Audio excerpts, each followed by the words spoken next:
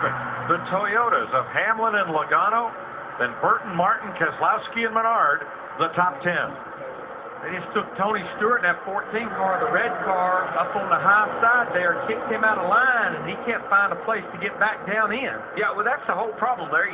If you try to make any sort of a move, somebody fills your spot, and you have nowhere to go except to the back and regroup and try to get back up through there. It's got a little help for Ricky Stenhouse in the 6th. You're hoping when you step out, somebody will say, "Ooh, that's Tony Stewart, I'll go with him," but it doesn't always work that way. Riding with Regan Smith. He was a contender early. He's trying to work his way back up from 13th position. And Burton and Hamlin have hooked up. Here they come to the front. That's a good tandem. Oh, but Burton, for some reason or another, just lost a bunch of ground right there all at once. I don't know if he got loose or what happened, but he fell off the back of the 11 car of Hamlin all at once. It's like he pushes Hamlin for a little bit, and I don't know if he starts to run hot or what, then he has to get back off real quick. That's got to be it, Larry, because he gives him a good shove, gets him almost up there, or gets a good head of steam, and then has to fall out of line. And he moves Hamlin up, even with the 4th place car. Lap traffic. Squeezing by this lap car. Joe Nemechek in the 87 car.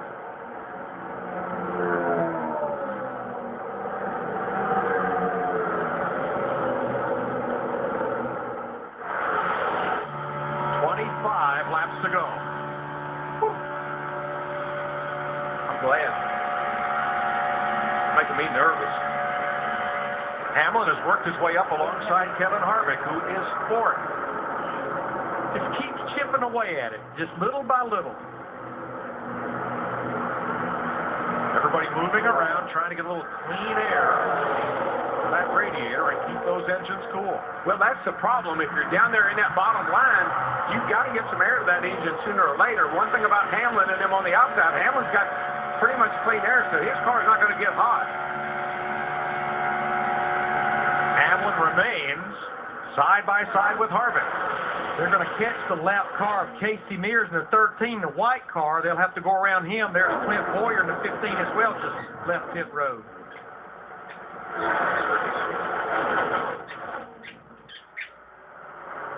Sometimes that lap car will mess up your formation like you see here. Those lap cars move that front pack around a little bit and give that outside line a little better shot.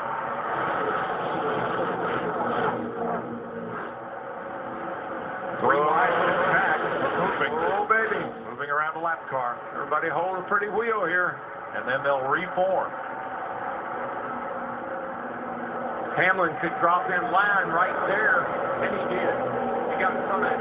Oh, there's a car off in the grass. More cars off in the grass. 3 cars sliding. Marcus Ambrose has won. Casey Mears, the 13 that they just had lapped. Caution. Those lap cars are so hard to get around when you're coming up on them 20 mile an hour faster than the lap car's going. And there's Mears. And Ambrose gets away after that big spin. Fortunate, Darrell, that more cars weren't involved. It looked like it was going to be a lot of them, but they all got them straightened out.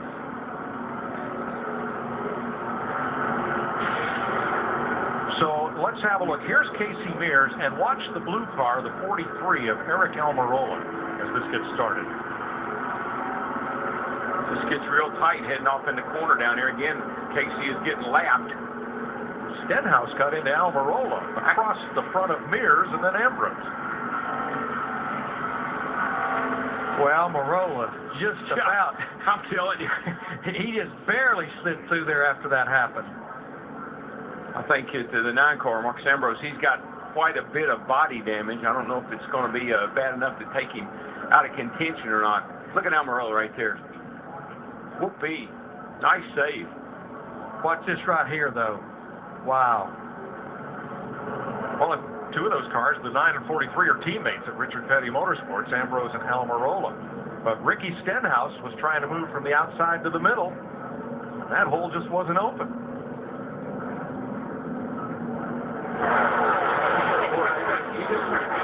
the apron very often in the trial and get it straightened up and keep on going. So the caution waves with 22 laps to go. Now, here's Stenhouse in the number 6. There's the first contact with the 43. I think the 13 was just forcing the 43. He had nowhere to go, and the 6 was on the outside there, and they did make contact.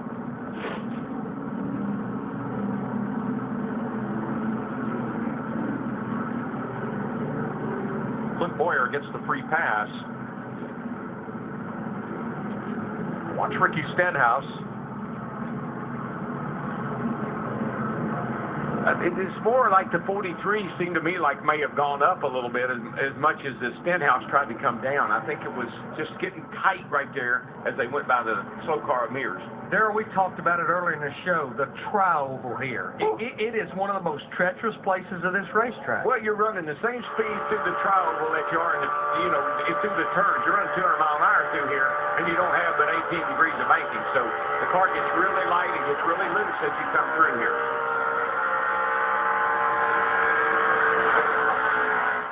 Mears and Ambrose finished.